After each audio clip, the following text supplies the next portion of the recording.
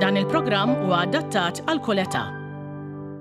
The Local Traveller jixtieq jirringrazzja lil Visit Malta, Gazan Mamo Insurance, Coke Zero, Kia by Motors Inc., Ministeru għall-Ekonomija u l-Industrija u l-Kunsill Malti għall-Arti.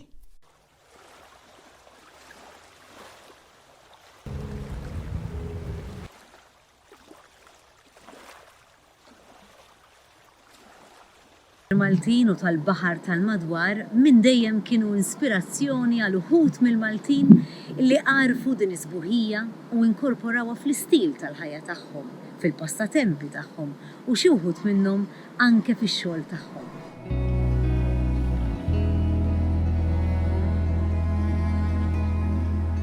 Il-fatt li ngħixu fuq gżira u li kuljum preċett nistgħu naraw tluħ u nżul ix-xemx hija ġojja naturali li anke tattira numru ta' turisti apposta għalhekk. Apparti n-numru ta' artisti, fotografi u nies tal-lokal oħra li l-ġurnata tagħhom iddur ma' tluħ jew inżul ix-xemx.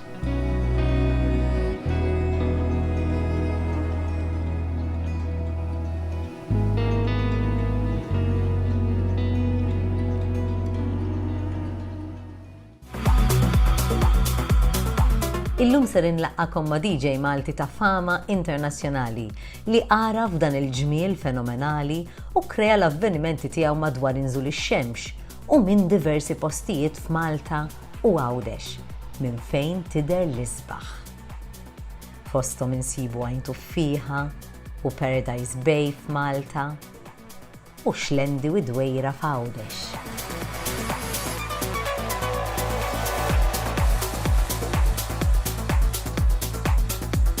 Imma llum sa nibda magħkom b'esperjenza għal tluħ ix-xemx. Min ibakkar kmieni jgħidu li huwa biżel jew sportiv u minn dawn insibu ħafna hawn Malta. Infatti, dal-aħħar ukoll qegħdin naraw numru ta' sportivi li qegħdin jagħmlu ċertu sfidi. Tlieta minnhom huma Amato, Ruben Vassallo u Daniel Seguna.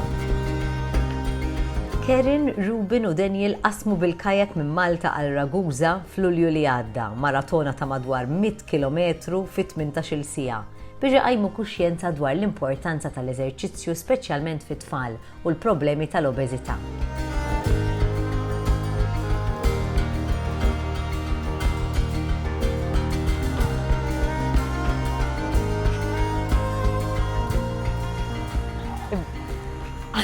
Għax dal-għodu għadni mangranajġ, ma nafx il-fejħ għammur, irrit najdilom hello.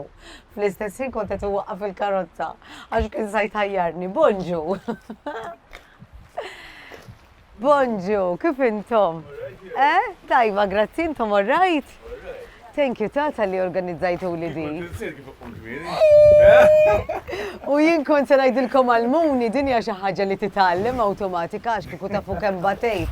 L-ewwel konna nagħmlu darbit fil-ġimgħa. Niltaqgħu fl-erba' ta' filgħodu, fis-sitta ta' filgħodu, eċetera. U mhux li kollha taf biex naqfu. Mhux hekk? Mhux hekk? Għandna qogħdu kmieni. Missi konna nsejna ftit. Daqsek. Isma' thank you tal-li għamiltu di. Issa jdu li xirrit nagħmel għax naf li organizzajtu li iskom diġà tiegħi.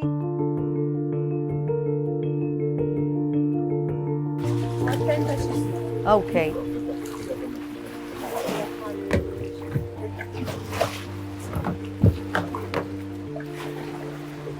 Issa ħatamlu fis-sajs tiegħi dawn.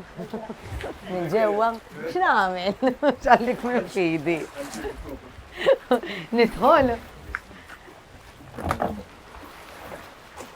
Ġokerut lajt imma kajak qatt, għandi ija. Edha l-bot. Bidejja ma' xi puxbat. Wetzu ta' mux il-fut.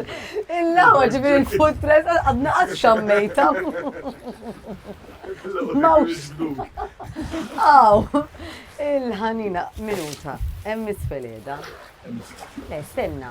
Daw, isom edin fil-ġem. Ija, eżatt, okej, ija, x'namel, nġbidhom lura? Ija, ra, qed nitlu, qed jersu. X'taħseb tajjeb? U le jinħassu orajt. Ismintom ħattuni baptism of fire mill-ewwel ħana mill-erba' sigħat u jien nabdiet tittoħod mill-mellieħa għalt li għadna San Pawl. Ħassejta jien għalt li għattila nagħmlu naqra żgħira kayaking hekk għall-filming għalt li mmorru naqra ta' San Pawl ta' Gżejjer qegħdin San Pawla u faċċata. U mbagħad immorru lejn il-mellieħa. Bdejt ngħid stenna minuta. Il-Gżejjer ta' San Pawl u l-mellieħa mhux eżatti round the corner u. Issa naraw.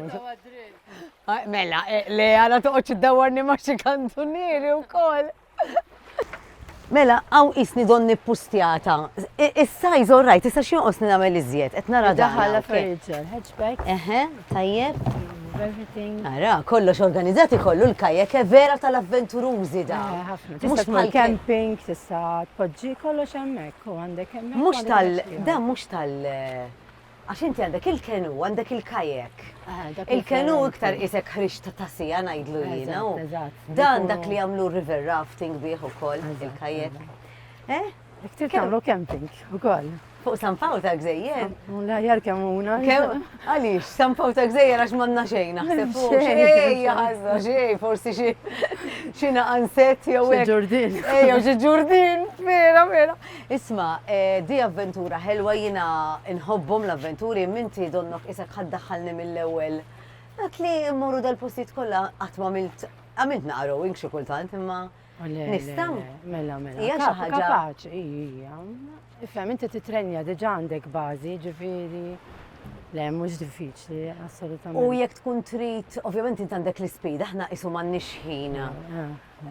Sa ċertu punt m'għandniex il-ħin jiġri warajna għalli ħanippruvaw nagħmlu l ma kemm ħanikkalkulaw bejn wieħed u ieħor li ħanagħmlu fuq il-baħar. Sija u nofs, naħseb li lem għandna sija u nofs sa ma naslu Korri Lagoon.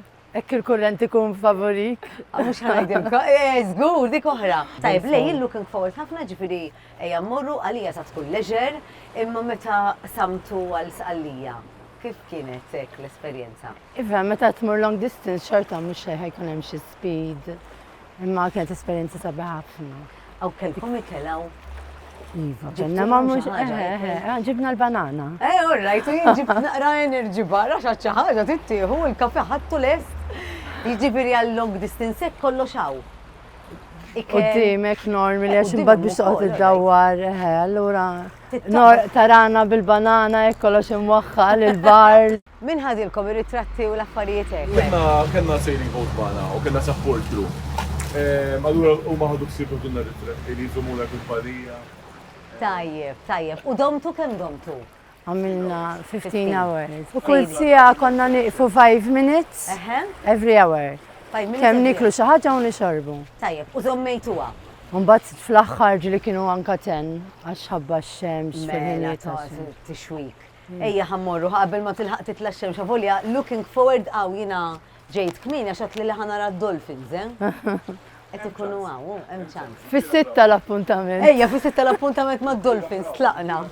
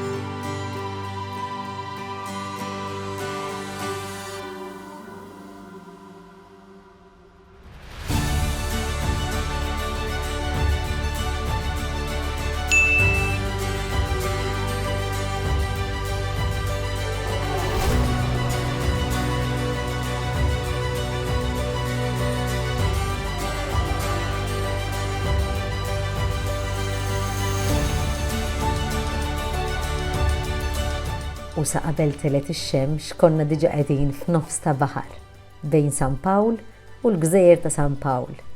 Għalkemm id-niefel ma derux li tkun qiegħda daqshekk viċin il-baħar f'dik il-ħemda fejn l-unika ħoss huwa dak tal-muqdief jaħbad ma' wiċċ il-baħar hija esperjenza mill-aktar affaxxinanti.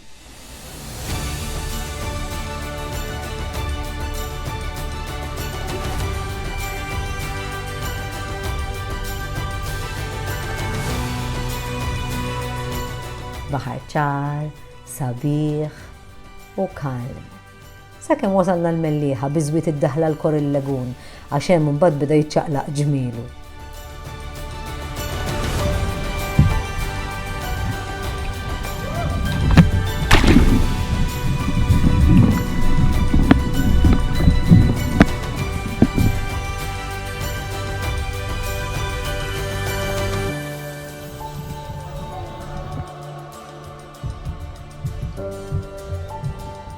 Parti mill-esperjenza hux inqlib ftit imma bil-kalma kollha u blajnuna ta' Kerin u Ruben tallimt xirrid nagħmel ukoll f'każ li dan jiġri.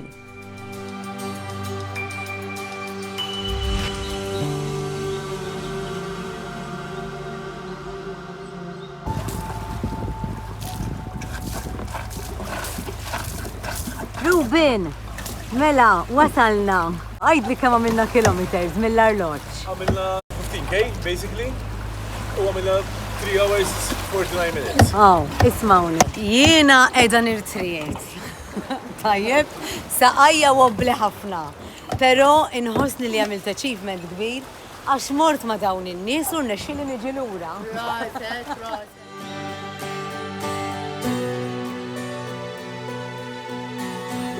X'taħseb għajt? Kif mort? Impressjonat ħafna bik. Miġifieri it wasn't easy today, morna post li huwa diffiċli biex tidħol biex toħroġ. Imma meta nqlieb. Hija esperjenza però frustrat kemm bqajt kalma x'huwa l-importanti li tibqa' kalma, li tkun taf x'inti tagħmel u ġast li you take yourself to safety, dak l-importanti.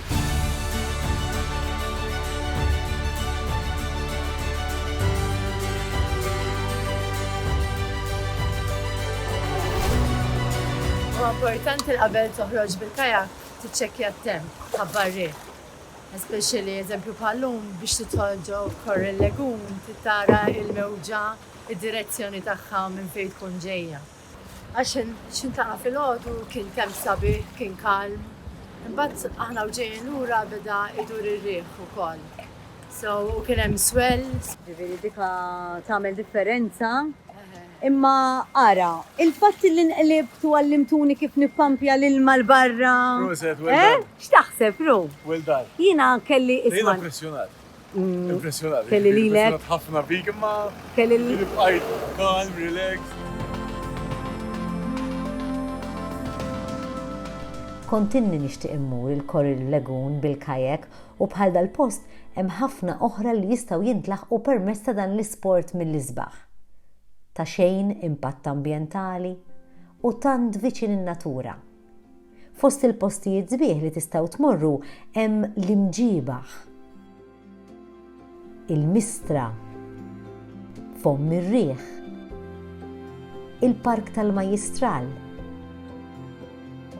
Wiet iż-Żurrieq, l-Ar tal-Kalkara